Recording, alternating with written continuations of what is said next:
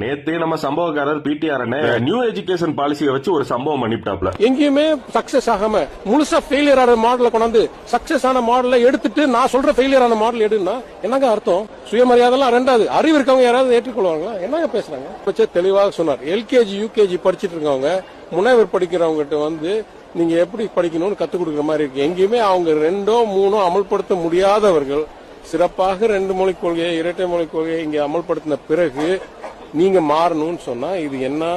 இது யாராவது அறிவு இருக்கிறவங்க பின்பற்றுவாங்களா? ஆஹா, இந்த ஆளு பேச ஆரம்பிச்சிட்டாரு, நம்ம சொல்ற பொய்யெல்லாம் ஈஸியா மக்கள் கண்டுபிடிச்சிருவாங்களே அப்படின்னு பதர்ன ஆட்டுக்குட்டி வழக்கம் போல வைக்கிற ஒரு தற்கூரி ஸ்டேட்மெண்ட் வைக்கிற பிடிஆர் பையன் இதெல்லாம் படிக்கிறாரு. பிடிஆர் உடைய பையனை பொறுத்தவரை எல்லா அமைச்சர்களுடைய குழந்தைகள், பேர குழந்தைகள் எல்லோருமே 3 மொழியில தான் படிக்கிறாங்க. எம்பிக்கள், எம்எல்ஏக்கள் யாராச்சும் ஒருத்தர் பத்திரிகையாளர் முன்னாடி ஒரு எம்பி எம்எல்ஏ இல்ல என் குழந்தை என் பேர 2 மொழி தான் படிக்கிறான், நான் தைரியமா பேசுவேன் பேசுறாங்களா? யாரும் பேச மாட்டாங்க. நான் தெளிவாக விளக்கம் என்று சொல்கிறேன்.